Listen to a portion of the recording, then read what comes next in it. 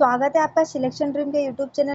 हम आपके लिए लेकर आए हैं एमपी पुलिस कांस्टेबल एग्जाम 2025 की तैयारी के लिए पीवाईक्यू की सीरीज़। इसमें हम आपको करवाएंगे 2016 से लेकर 2023 तक जितनी भी एमपी पुलिस कांस्टेबल की एग्ज़ाम हुई है उन सभी के पीवाईक्यू। इसीलिए चैनल को सब्सक्राइब करें और ज़्यादा से ज़्यादा शेयर करें। जिसने पिछली वीडियो नहीं देखी है वो प्लेलिस्ट में जाकर पिछली वीडियो देख ले। साथ ही हमारे चैनल पर संविधान की वीडियो की सीरीज़ भी चलाई जा रही है, जिसने वो भी नहीं देखी है वो देख ले, क्योंकि पीवाईक्यू सीरीज़ और ये संविधान की जो सीरीज़ है वो आपके एग्ज़ाम में बहुत ही इम्पोर्टेंट होने वाली है, इसीलिए उन्हें देखें। हम इस वीडियो में आपको करवाएंगे जीके और जनरल साइंस से संबंधित महत्वपूर्ण 35 प्रश्न जो कि पिछली परीक्षा में आए थे। तो आइए देखते हैं हम। पहला प्रश्न है हमारा, भारत के एकमात्र जैविक राज्य का नाम क्या है? तो उसका नाम है सिक्किम।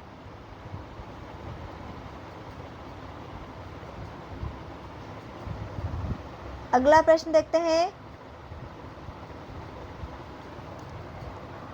प्रतिहार किस परिवार के थे?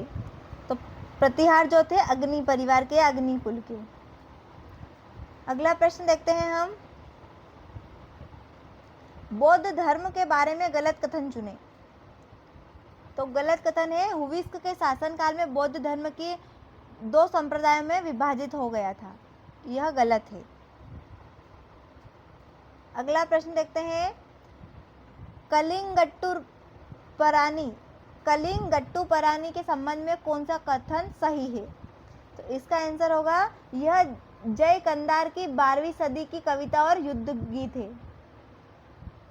अगला प्रश्न देखेंगे, भारत के किस पूर्वी राज्य का नृत्य भारतीय शास्त्रीय नृत्य की श्रेणी में आता है? तो वो आता है ओडिशा का।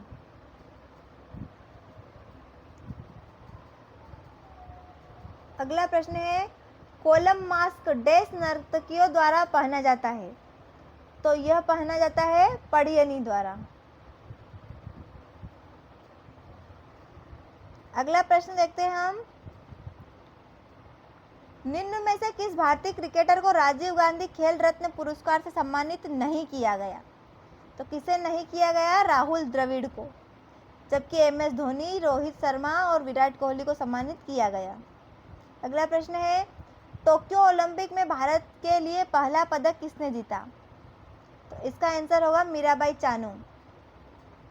अगला प्रश्न देखते हैं, यह उस टाइम के करंट अफेयर का क्वेश्चन है, इसीलिए नेक्स्ट क्वेश्चन देखेंगे, 1928 ओलंपिक में स्वर्ण पदक विजेता भारतीय हॉकी टीम का नेतृत्व किसने किया? तो इसका नेतृत्व किया था जयपाल सिंह मुंडा। अगला प्रश्न देखेंगे, क्रेडिट बूम का दौर किसे माना जाता है? तो वो माना जाता है 2004-05 से 2008-09 तक। अगला प्रश्न है हमारा, मध्य प्रदेश सरकार भारत में तुलसी अकादमी की स्थापना करने वाली डैश सरकार थी? तो वह थी पहली। अगला प्रश्न है, निम्नलिखित में से किसे भूगंधर्व के नाम से भी जाना जाता है? भूगंधर्व के नाम से जाना जाता है रहमत खान को। अगला प्रश्न देखेंगे, मध्य प्रदेश के डैश में सिंहस्थ आयोजित किया जाता है? तो वो आयोजित किया जाता है उज्जैन में। अगला प्रश्न देखेंगे, भीमबेटका में कितने शैलाश्रय है? तो भीमबेटका में लगभग 243 शैलाश्रय है। अगला प्रश्न है, मांडू शहर मंत्रमुग्ध कर देने वाली डैश वास्तुकला से सुशोभित है? तो ये है अफगान वास्तुकला। अगला प्रश्न है, विक्रम उद्योगपुरी परियोजना मध्य प्रदेश के किस जिले में स्थित है? तो यह स्थित है उज्जैन जिले में।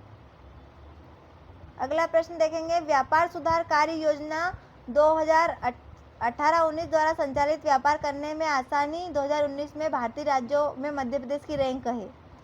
यह उस टाइम के करंट अफेयर का क्वेश्चन है। अगला प्रश्न देखते हैं, क्रिस्टल आईटी पार्क कहाँ स्थित है? तो क्रिस्टल आईटी पार्क स्थित है इंदौर में। अगला देखेंगे, भारतीय सोयाबीन अनुसंधान संस्थान मध्य प्रदेश के किस जिले में स्थित है? तो भारतीय सोयाबीन अनुसंधान संस्थान मध्य प्रदेश के इंदौर जिले में स्थित है। अगला प्रश्न देखेंगे,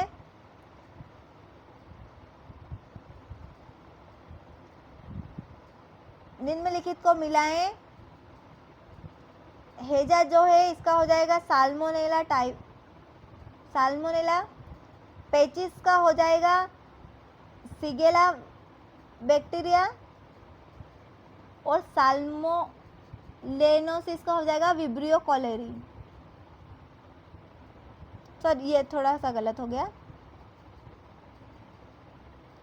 हेजा का है साल्मोनेला और पेचिस का है सिगेला बैक्टीरिया। फिर गलत हो गया, हेजा का आएगा विब्रियो कॉलेरी और पेचिस का है सिगेला बैक्टीरिया और साल्मोनेलोसिस का है साल्मोनेला। तो हमारा आंसर हो जाएगा डी।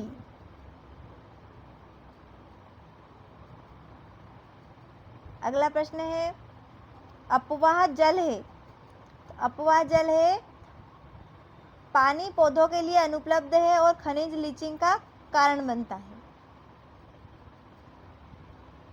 अगला प्रश्न देखेंगे निम्नलिखित में से कौन जल चक्र के अंतर्गत आने वाली प्रक्रिया नहीं है।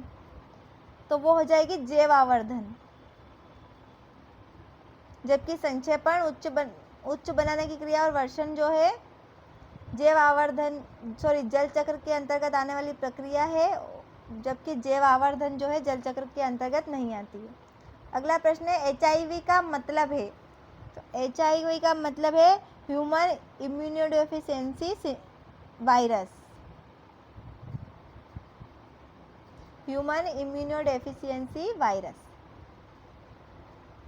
अगला प्रश्न है रेबीज एक डैश है। तो रेबीज जो है विषाणु जनित रोग है।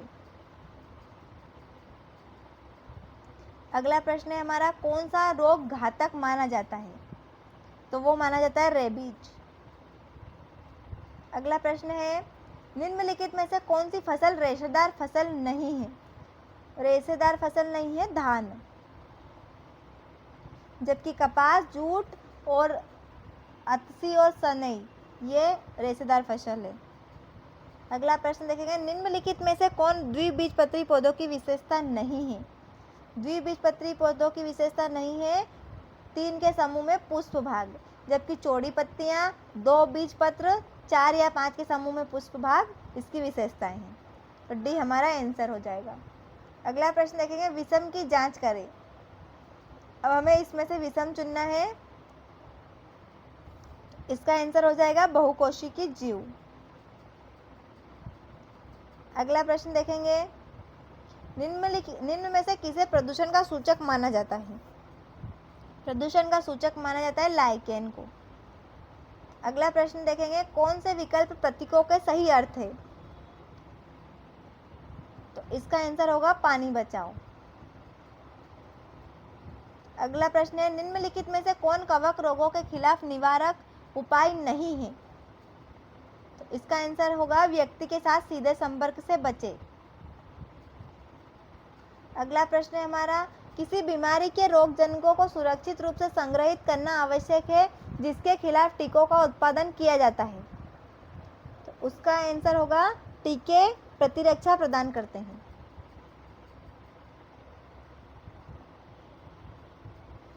सेकेंड लास्ट क्वेश्चन है इस सेट का हमारा डैश सामग्री या बैग आसानी से टूट और फट जाते हैं। तो ये चमड़े की सामग्री या बैग आसानी से टूट और फट जाते हैं। अगला प्रश्न देखते हैं हम हमारा जो कि इस सेट का लास्ट क्वेश्चन है निम्नलिखित में से कौन सा एक प्रकार का ईंधन नहीं है। तो ईंधन नहीं है, ठोस भी ईंधन है, तरल भी ईंधन है और गैस भी ईंधन है, जबकि स्ट्रीम ईंधन नहीं है। तो स्ट्रीम ईंधन हमारा आंसर होगा। अभी हमने जीके और जनरल साइंस से संबंधित महत्वपूर्ण 35 प्रश्नों को देखा है। ऐसे ही प्रश्नों को देखने के लिए चैनल को सब्सक्राइब करें और ज़्यादा से ज़्यादा शेयर करें। नेक्स्ट वीडियो में हम आपके लिए लेकर आएंगे अगले सेट के 35 क्वेश्चंस, इसीलिए चैनल पर बने रहें। मिलते हैं अगले वीडियो में। धन्यवाद।